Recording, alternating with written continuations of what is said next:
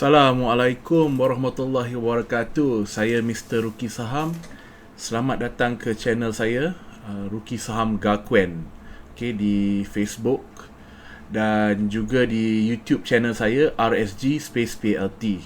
Apa khabar semua? Saya tahu walaupun lambat sikit, saya still nak ucapkan selamat menyambut Ramadan Al-Mubarak kepada semua orang Muslim, semua follower saya yang Muslim.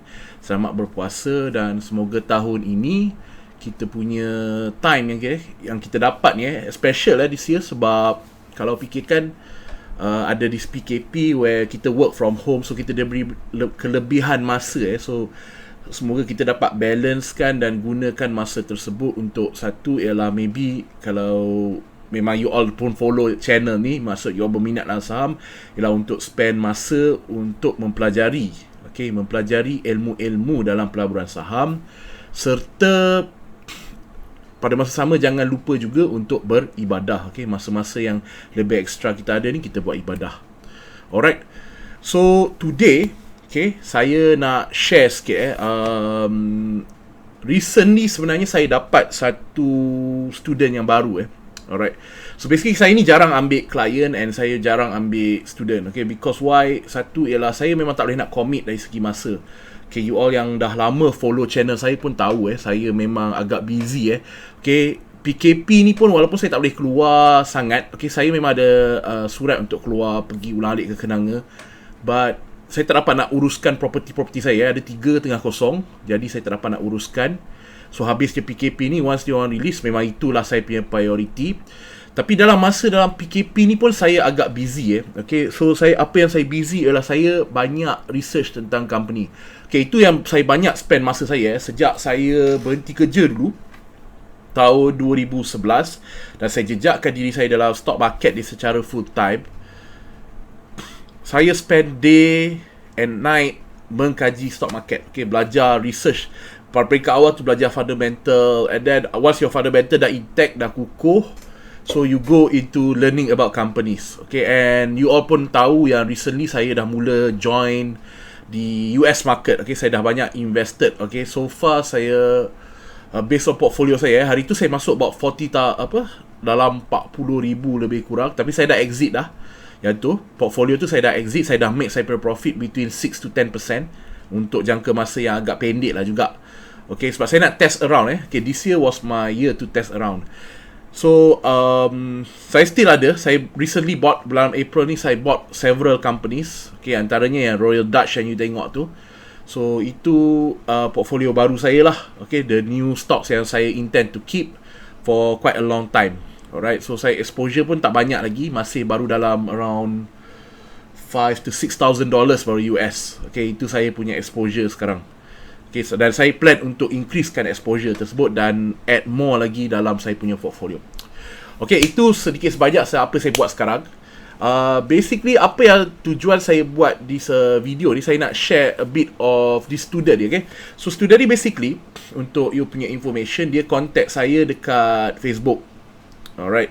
So kebetulan saya memang based on mood benda-benda saya memang selalu based on mood. Kadang-kadang you tengok saya tak layan, kadang-kadang saya layan, bergantung pada betapa busy saya masa tu dan apa yang saya tengah buat ketika itu. So that time saya agak tak busy, kebetulan free.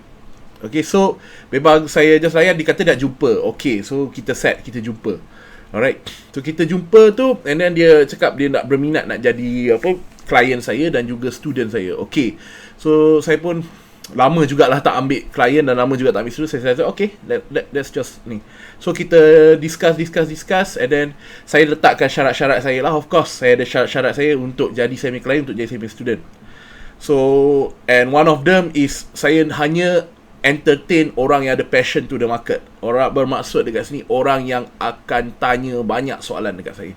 Dan dia buat research. Saya tak berapa minat orang nak tanya apa perkataan apa. Apa ni maksudnya you tak study apa-apa. Kebanyakannya contohnya apa itu right issue. Sedangkan saya dah buat video yang banyak dalam saya punya YouTube channel, tapi tak pergi tengok.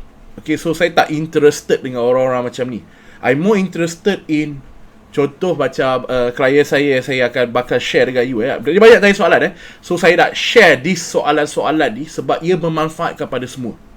Okay, jadi saya akan share juga apa yang saya ajar dia kepada you all juga dalam bentuk video ni. Itu yang the best saya boleh buat. Saya tak boleh nak ambil klien babai-babai sebab masa saya tak ada. Jadi ini yang saya boleh buat untuk you all. Okay, so saya nak share. So saya sangat suka orang yang jenis tanya kenapa dan jenis yang study dulu dan part mana dia tak faham dan dia perlukan clarification. Itu yang orang saya akan terima sebagai student saya dan juga kalau dia nak jadi klien saya. Alright. So without further ado, saya akan ni dia ada banyak soalan. So kita akan cover video ni, kita akan buat series lah maybe Okay, so kita akan cover dulu apa yang ni dulu apa yang dia dah tanya saya so far Alright. So kita shift kepada saya punya screen. Okay. Webcam. Alright. Okay. So basically dia tegur saya pada 2 hari bulan ni 3 hari bulan 2 kalau tak salah saya, bukan 2 hari bulan 3 ni. Rasa 3 hari bulan 2.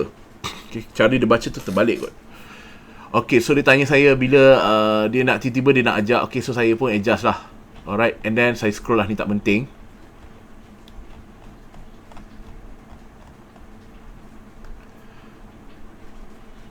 Okay, so basically dia antara yang beli saya punya video, okay, sebab kebetulan dia datang rumah saya, so saya jual je video tu. Okay, and then okay, pertama sekali kita tengok kita go. Sebab ni saya suka ni sebab basically dia zero. Jadi soalan-soalan dia mungkin akan agak relevan dengan you all yang zero juga. Alright, so dia tanya saya, "Salam bang, aku baru lepas tengok video pasal kontra dan intraday. Aku faham dah konsep dia di mana kita beli saham dan jual pada harga yang lebih tinggi. Alright. Cuma aku tak berapa faham." Okay, this is what dia tak understand tak berapa nampak macam mana berlakunya intraday. Okay, so example, pagi aku beli saham A pada harga RM1 dan petang tu sebelum market tutup aku boleh jual balik pada harga 102. Jadi keuntungan kat situ 0.02. Nombor 1 dia tanya aku, macam akunya account nanti, okay, dia pakai account cash upfront for your info. Okay, nanti okay, maybe saya explain cash upfront tu dulu. Okay, cash upfront ni macam mana? Okay, dalam pelaburan saham kita ada macam-macam jenis account. Okay, sebab tu actually by apa dipanggil apa term tu, yang sebenarnya, okay, yang sebenarnya bila kita cerita pasal okay, bila kita cerita tentang account ni, jadi dalam account saham ni pun ada banyak jenis account saham, tetapi mostly okay, kebanyakannya of course kalau you buka account, confirm you akan start dengan apa kita panggil cash upfront account. Okay, jadi cash upfront account ini adalah account di mana you have to put forward your cash in order for you to purchase a stock. Okay, bermaksud dekat sini adalah saudara tersadari, okay, apabila saudara-saudari pergilah, katakanlah pergi ke investment bank atau buka account secara random lah dengan mana-mana dealer dekat situ. Okay, bila walk in ni kita dapat dealer okay, nak dapat remiser ni you kena personally kenal a remiser, then only tengoklah sama ada remiser tu nak ambil ke tak you as a client. Alright, itu choice and hak asas the remiser. Alright, jadi dia ada banyak account. Jadi kebanyakan dan mostly memang saya tahulah it will be a cash upfront account. Okay, why? Because satu ialah kita tidak tahu klien ini. Okay, kalau dealer lagi lah, sebab dealer tak boleh tanggung losses of the client. Okay, klien tak bayar ke apa, semua problem nanti kepada company. Anything company yang tanggung sebab gaji dealer sekian je dan dia tak ada commission base. For remiser lain, remiser you punya losses, apa yang you tak bayar apa semua, remiser yang kena tanggung apabila company tak dapat collect daripada you. Jadi sebab itu kebanyakan, okay, saya tahu juga ada remiser yang tak follow this rule, but kebanyakan remiser, dealer memang auto, kebanyakan remiser akan start dengan cash upfront account. Okay, maksudnya klien kena deposit cash dahulu sebelum klien boleh beli saham. Okay, maksud kalau klien deposit RM1,000, maka dia boleh beli kredit bernilai RM1,000, lebih kurang lah tolak-tolak brokerage tu. Okay, dan faktor kedua ialah kenapa cash upfront account? Cash upfront account ni adalah account yang paling minimal brokerage dia. Okay, where kita boleh negotiate. As a remiser, kita boleh negotiate dengan participating organisation, PO, atau kita panggil broker lah, senang kan. Okay, ramai orang confuse broker apa semua ni. Jadi kita nak senangkan, broker ni tempat saya kerja je, senang. Okay, ada orang define broker ni saya. Okay, so macam-macam lah. It doesn't matter. Terminology ni bagi saya, dalam saya punya konsep of belajar, saya tak pernah pentingkan terminologi, because kita bukan nak ambil exam. So you fahamkan macam mana you nak. So you boleh panggil PO, participating organisation, ataupun you boleh panggil broker. Okay, up to you. Saya sebutkan broker je senang. So basically kita sebagai remiser boleh deal dengan broker the rate lah. Okay, the rate berapa untuk cash upfront. Okay, jadi ia adalah yang paling murah. Okay, lagipun klien tersebut kena bayar juga pada saham tersebut. Jadi kita akan suggest itu akaun terbaik. Nombor 3, kenapa akaun ini diberikan ialah, satu ialah kita tak tahu credit history klien, perangai trading dia macam mana, adakah dia jenis yang bayar hutang atau tak. Tapi pada masa sama ialah itu dari segi keselamatan seorang remiser lah, nak maintain dia punya ni. But at the aspect from the client punya ni ialah kita nak protect dia. Okay, because one thing, newbie akan make mistake. Okay, dia teruja, teramat-amat bila masuk stock market, especially kalau dia dah buat duit straight kejap bukan by chance. Okay, dia buat duit by chance, so dia akan end up ialah dia confidence sangat, dia masuk lagi banyak duit. Okay, ni yang normal saya tengok sebagai remiser. Dia akan top up more money, go more gung ho, lepas tu dia akan alami loss yang besar. That's where dia terkejut. Okay, so kita nak control benda ni, so kita tak nak bagi leverage account, dia panggil. One more is called like a leverage, or we call it a collateral account. Okay, collateral account adalah based on cash, based on saham yang dipegang. Okay, dengan erti kata lain, orang yang ada collateral account mempunyai leverage 3 kali ganda untuk cash, 2.5 kali ganda untuk shares. Okay, maksud di sini, katakanlah klien tu masuk 1,000, dia boleh beli daripada market, okay, pasaran saham tu, dia boleh beli sebanyak RM3,000, dah harap 3. Okay, lebih daripada cash yang dia miliki. Okay, and kalau dia dah beli, katakanlah dia beli cash, saham pertama dia beli lebih daripada apa dia ada. Contoh dia bayar 1,000, dia deposit, dan dia masuk dia masuk 1,000, so kita bagi limit kepada dia. Puasa ni banyak keluar angin sikit. So kita bagi limit kepada dia sebanyak 3,000. Jadi dia beli semua 3,000 tu, dia pakai, dia utilize. Okay, then konsep T1 dengan T2, transaction day. So kalau nanti saya letak link dekat bawah, you boleh tengok make sure you tengok dekat description dekat YouTube tu. Tengok link kat bawah, saya akan letak apa itu transaction day tu. Okay, kita nak cut short masa sikit Okay, bulan puasa ni kena kurangkan sikit penggunaan tenaga. Okay, jadi you tengok nanti dalam video, saya letak link kat bawah tu, you tengok transaction day tu apa. So basically dia akan bayar saham tersebut semua sekali, dia akan tambah lagi duit, and then walaupun dia tak tambah cash, dia tetap akan mempunyai limit untuk membeli kerana dia mempunyai pegangan saham. Okay, itu yang dimasukkan collateral, sama ada dari segi cash ataupun dari segi saham. Okay, dan saham ni pula akan dinilai oleh syarikat. Okay, broker. Okay, so broker akan nilai berapa nilai saham ni, dan dia akan bagi limit according, lebih kurang 2.5 daripada tu. Jadi mereka ni boleh beli saham walaupun mereka belum letak cash. Ini berbeza dengan yang klien saya tengah tanya ni. Okay, where dia cash up front. Okay, dia cash up front. Jadi dia letak cash dulu, dan apabila dia habis utilize cash dia, bermaksud dia beli saham dan bayar, dia automatically dah tak boleh beli saham until dia put the next cash. Okay, so itu untuk understanding apa itu cash upfront account. Alright, so kita berbalik pada soalan dia tadi. Right. Okay, dia kata dia cash upfront account. So kalau ikutkan transaction day, cash upfront at least T+1, so esok tu baru berlaku transaction pembelian. So ikut pemahaman aku, let's say aku buat intraday hari ni dengan saham RM1, then jual petang dengan harga sama 102, bermaksud esoknya transaction day aku akan dapat terus 0.02 untung tu kan. Betul tak pemahaman aku? Yes, dia akan terus dapat 0.02 tu. Ini gross dia tengah cerita ni, dia belum tolak-tolak brokerage For my client semua, saya sediakan special calculator where apa yang klien saya kena buat adalah basically dia just isikan jumlah saham yang dibeli, dia isikan harga saham yang dia beli. Jadi dia boleh tengok berapa dia untung by key in harga yang dia nak jual. Jadi dia akan terus dapat net profit lepas tolak brokerage, dan dia akan terus dapat ROI berapa persen. Okay, saya cipta calculator ni khas untuk klien-klien saya. So basically dia klien saya, jadi dia boleh tengok. Okay, jadi dia akan dapat 0.02 tu. Jadi di sini apa yang dimaksudkan dengan intraday apa yang dimaksudkan dengan intraday ialah intraday ni saya pernah cerita, tapi saya cerita balik. Okay, so basically apabila kita beli satu saham, kita beli pada waktu pagi contohnya. Okay, kita beli pagi pukul 9, tapi rezeki kita beli RM1, tiba-tiba dah naik RM1.10 by pukul 11 contoh, market belum tutup lagi, dan kita decide untuk jual terlebih dahulu. Okay, maknanya kita nak take profit in between.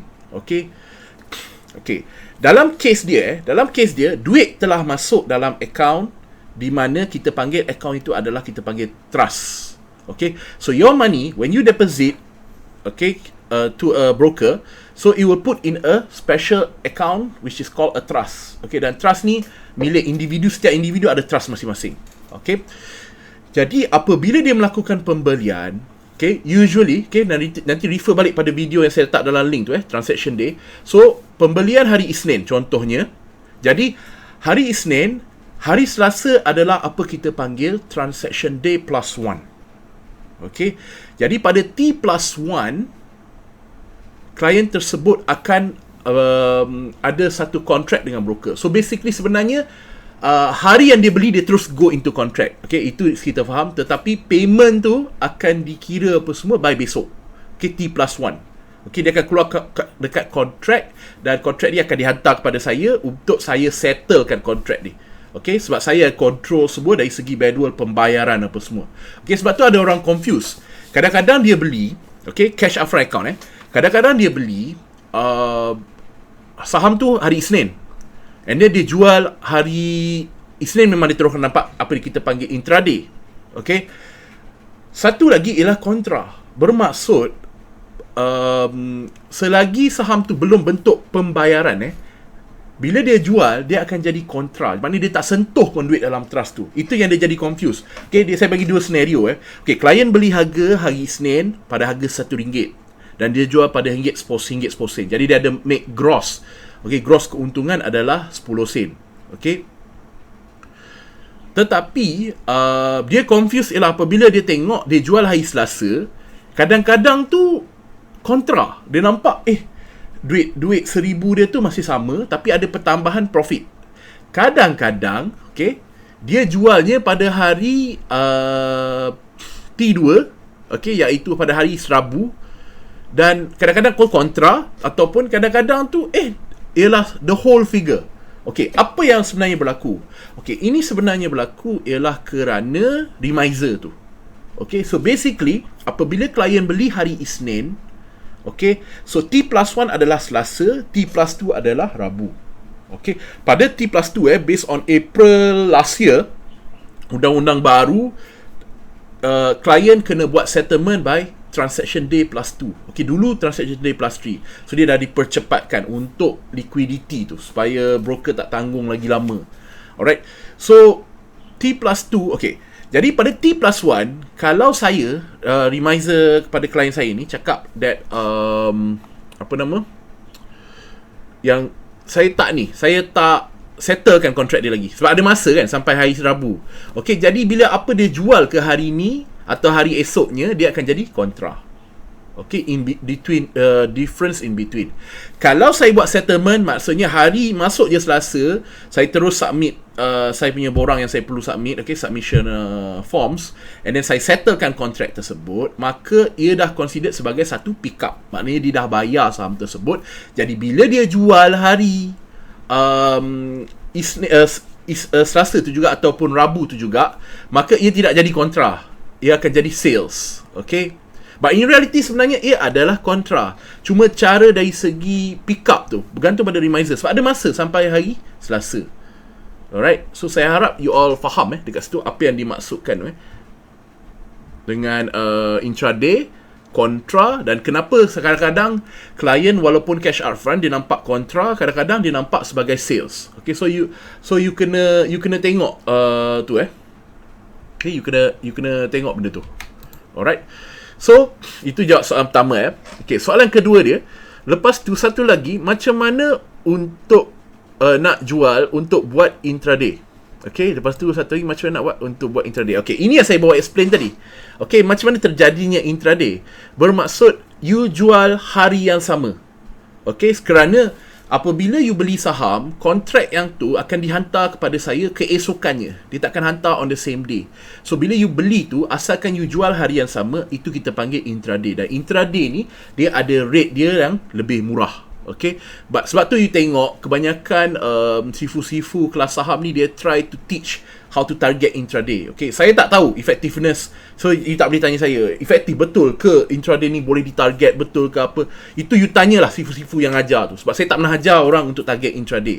Intraday bagi saya adalah rezeki. Sebab originally bila saya beli sesuatu saham, saya nak pegang at least to a middle term, 3 bulan ke 4 bulan ataupun 5 bulan atau long term, bergantung pada situasi, because things change.